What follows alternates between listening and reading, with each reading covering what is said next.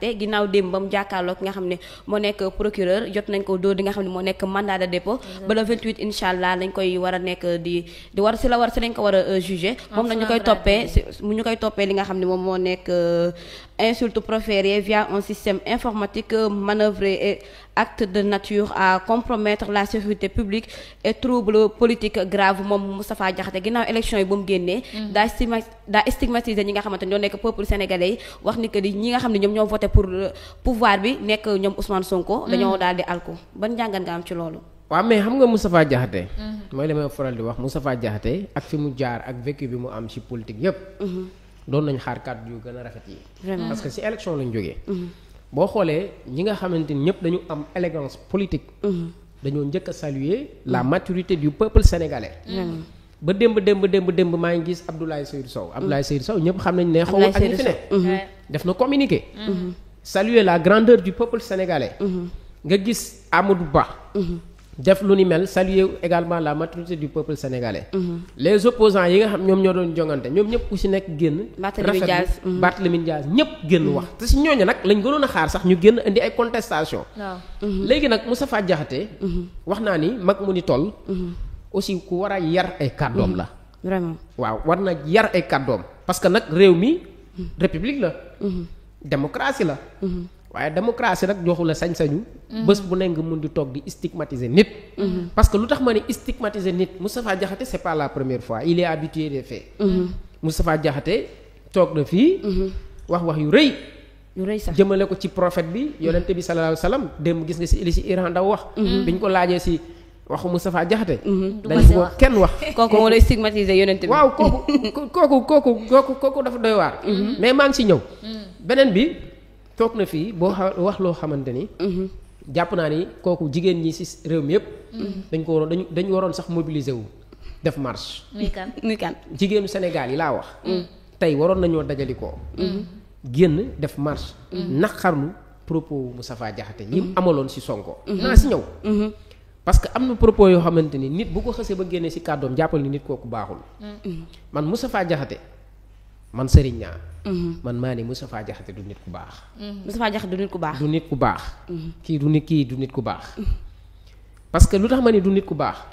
na ngay toogee àdduna bi yëpp di la dégg le monde entier sa kàddu yegg fu sore waaw nga ni d'ici juróom at yi di ñëw war nañoo fexe ba jigéen waratul jur ku mel ni Sonko safurla gis nga ki gën suñ borom rek ko xam waaw caricature nañ fi jigéen ne prostituée la ne ku bon la ne ku nangam ak nangam la te xamoo ëllëg yërmande yàlla mun na wàcc ci moom démb dama nettali ñaari xisa ci Jésus Christ yéen ñëpp seetaan ngeen film boobu mais Jésus Christ ñëw na ci barab jigéen di daw ba ñëw sukk ci tànk yi ñëpp naan ko yaa Rasul kii Jésus kii prostituée la nangam ak nangam di wax lu ne mais lan la leen tontu tey lañ ko doon accuser ñoom ku musul def lu ni mel noonu rek jëlal xer nga sànni kenn du ko def maanaam yàlla mooy atte ci yërmandeem ku ne d'autant plus que yow ki ngay xas est-ce que yaa ko gën gënoo ko parce que xamul tax gënoo ko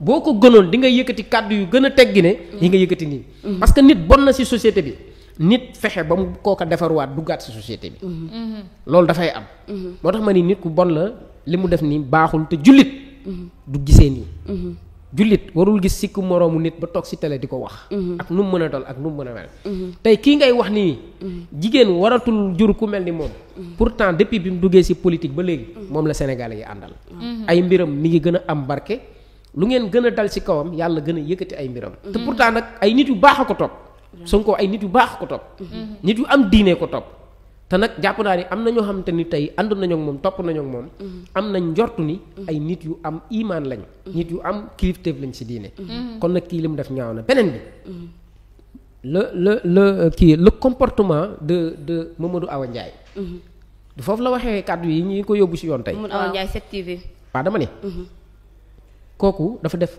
faute professionnelle dans quel cadre daf ko def li mu def du professionnalisme du xarañte ci wàllum journalisme kooku dañoo war a def débat ci moom Mamadou Awa Ndiaye. waaw xam nga kii ki nekk 2S Astou Dione. xam nga am na lu mu seqoon ak Cheikh Bara Ndiaye ci plateau. mu génn am ñu koy caricaturer ne faute professionnelle la def. Cheikh Bara Dolly Mamadou Awa Ndiaye mii li mu def moo gën a garaaw fuuf li Astou Dione def. muy la. yow journaliste war nga toog ci plateau. di laaj boo xam dafa mel ni yow yaa invité nit ki pour mu wax loolu. yow yaa ko incité ci propos yooyu incité. naan ko dafa mel ni kon da nga bëgg a wax ni nit Sénégalais yi. dañoo alko am na moo boobu utiliser sax dañoo réer xaw ma nàngam. c'est-à-dire kooka yaa ko poussé yow mu wax loolu. parce que amaana bëggu ko woon a wax. xam nga nit am na noo koy laajee.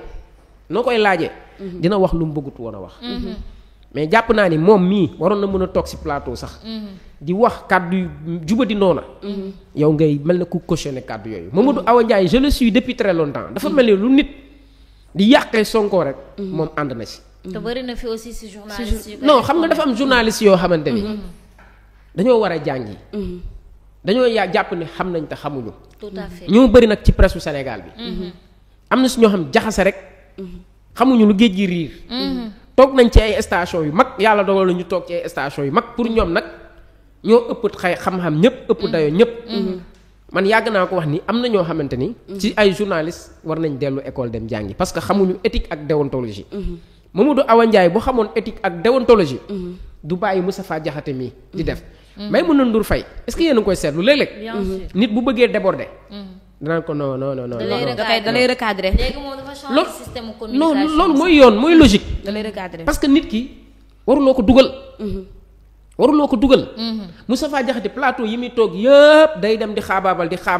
ba journaliste bi laaj ko dara mel ni ku koy puus te Mamadou Awa Ndiaye. dafa mel ni ku puus Moustapha Diakhaté. pour mu yëkkati kàddu yu mu yëkkati moo tax daal. ma naqarlu ko. di wax ni journalisme mi ngi rabaissé wu mi ngi wàcc. ci ñoo xam ay professionnels de média lañ. yàgg ci bërëb yoo xamante ni te des fois dama koy seetlu. si Ndeye Fatou Ndiaye. des fois. des gens qui évoquent des dossiers yoo xamante ni maîtriser wuñ ci dara. dossier Azer bi. fii laa toog dégg muy jaxase si loo xamante ne xamu ci dara. Ndeye Fatou Ndiaye. oui di ci jaxase. di expliquer ni dossier bi demee te yow dossier bi xamoo ci dara naada. xam nga loolu c'est extrêmement grave. extrêmement dangereux wax naa leen ko ci plateau nañ dem jàngiwaat. li ñuy def du journalisme en face je leur dis ça en face. c'est pas du journalisme. donc kon jàpp naa nañu góorgóorlu ci loolu maintenant nag kii pour son cas. na justice daf yoon. justice bu mu ci am sax demi mesure. na ko teg ci yoon. parce que dafa insulter tout le peuple sénégalais. parce que dafa am loo xamante ni ay valeur la ci ñun. am na nag ñuy ñàkk garaawal kàddu yi. ne alku di ko indil ay définition nangam arabe et cetera tout ça. di rafetal fii Sénégal la. c'est pas aux États-Unis fii c'est pas la France. La démocratie sénégalaise dafay jël en compte suñu ay réalité suñu ay valeurs ñun on a des valeurs. États-Unis bu doon kàddu yi fa la ko yëkkatee dara du ko ci fekk. foofu nag c'est aux États-Unis parce que ñoom seen culture la mën nga saaga un petit juge dara du la ci fekk. France du démocratie. du démocratie la. États-Unis di démocratie. mais demal France nga taxaw fa nga saaga juge. ci kaso ba nga jëm. te pourtant boo ko defee États-Unis bi dara mën na la ci bañ a fekk. te pour ñoom ñëpp ay démocratie lañ. ñun nag fii. bëgguñu kuy saaga nit. bëgguñu kuy stigmatiser nit. bëgguñu kuy xas nit.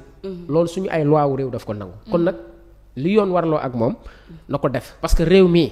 santul Jaxate. dëgg la chaque jour mu yëkkati kàddu teg ko ci xale yi Pastef fi ci nee nañu amuñu yar. amuñu ay teggin ay nangam lañu. mais tey jëf ji mu jëf wane nañu xale yooyu mu xas tanewu leen. tanewu leen de. booy yi sax ko tane. parce que ñee mën nañ jàpp ni sax ay xale lañ. mais yow magum jëm am un vécu politique. am foo jaar xam lu bëri. tey nga toog ci télé topp émotion. di wax lu la neex ba di déborder ci mag mu toll ni yow moo xamante ni tey buñ la yóbboo kaso lan ngay wax sa njaboot. dugal la ci ay conditions yoo xamante ni lan ngay wax sa njaboot. ci magum jëm moo xam waroon nga modérer say kàddu. Madiambal Diagne du génn na dem. lan la wax dem. nee na day noppi. waaw parce que mooy ay noppi. lan la ñuy waxati. yow looy gën a wax kii di gën a am doole. wax am na foo xam bu ñu fa tolloo wax amatul njëriñ. xam nga lu am njëriñ. su fekkee ci opposition bi nga bokk.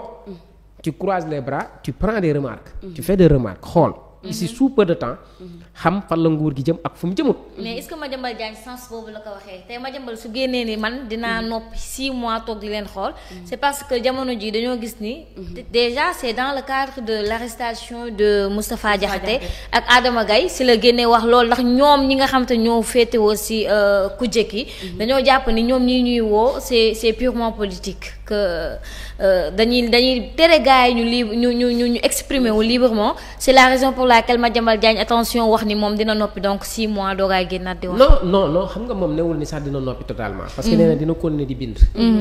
dina continuer di bind. di exprimer wu si li nga xam ne loolu la ko yàlla defal. exactement. c'est que mooy li ma la wax Madiambal ak keneen ak keneen. instant bi tollu muñ ci moment bu wax. dëgg la il faut que ñu noppi. xaar tuuti. loolu dafay nekk lu am solo. xam nga ci kaawu Adama Gaye ak et cetera tout ça. am na ñuy rafetal comme ni nga tudd moo bi nga tudd léegi. ñi rafetal ñëpp ba ci communiqué def naa APR la bi ma gis. APR la. ñoom théoriser nañ ay liberté d'expression. Tout à fait. ay démocratie et cetera tout ça. bu ngeen fi dalalee nit yéen fii seen plateau li ma leen di ñaan. ku ngeen fi dalal ku ne mu ñëw ne la Adama Gaye liberté d'expression lañ ko jàppee. ne ko micro baa ngi noonu waxal li mu wax. wax ko nee ko wax du ko wax dañu naa seeg nit ci plateau. mu ne liberté d'expression nangam. man ko yaa ngi sa téléphone mi ngi tàkk am nga connexion. am nga caméra. micro ngi nii àdduna ngi lay dégg. comme liberté d'expression lañ ko jàppee wax ko. ba ni émission bi jeexee dama ko waatal ci alxuraan ni doo ko wax. kon du liberté d'expression. vraiment du liberté d'expression. xam nga boo toogee Moustapha Ba génn àdduna. ñu santaane ay audit. di xool lana ko faat parce que suñu justice nee na dee bu mu dee du dee bu naturel. ñu ubbi ay enquête di xool lan la nga dem aussi taxaw publiquement àdduna bi yëpp di la dégg. nga ni ñu ko rey ñu ngi fii ci dëkk bi xam naa leen. waaw léegi duñ la woolu. léegi buñ la woowee est-ce que jar na coow. yow yaa ne xam naa te justice dafa bëgg a xam. kon kay yéen a bokk gis-gis. yow mi xam. ak ñoom ñi bëgg a xam. mais da ngeen ni daje nga xamal leen. jàpp naa ni yow sax loolu boo ko defee man pour man justice bi sax dalaa war a récompenser neexal la. ndax si la ñu doon wëri te xamuñu ko woon yow nga xam ko. waaw yow yaa waroon daw sax buñ ci paree justice bi neexal la ndax dimbali nga leen si liggéey boo xam amaan na mënoon nañ ko def ay at yu bari duñ ko xam. léegi wéy la problème ñu woo la nga dem taal sa téléphone. di woo sénégalais yi. mais sénégalais boo am fulla du la faale bu la dégloo boo annoncé loolu rek day couper téléphone am. parce que doo ko dugal si ñàkk fayda quoi. tu as vu. kon loolu mooy li fi am il n'y a pas de liberté d'expression bu ñu enfreindre ci ñoom ñëpp képp kuñ ci interpeller rek def nga lu tax interpeller la. si noonu sax la ki nga xamante ni moo nekk njiital gëm sa bopp nekk Bougane Gueye Dany daal di ne li nga xamante ni ñoom la ñii di def instant bi dénonce une tentative d'accaparement la.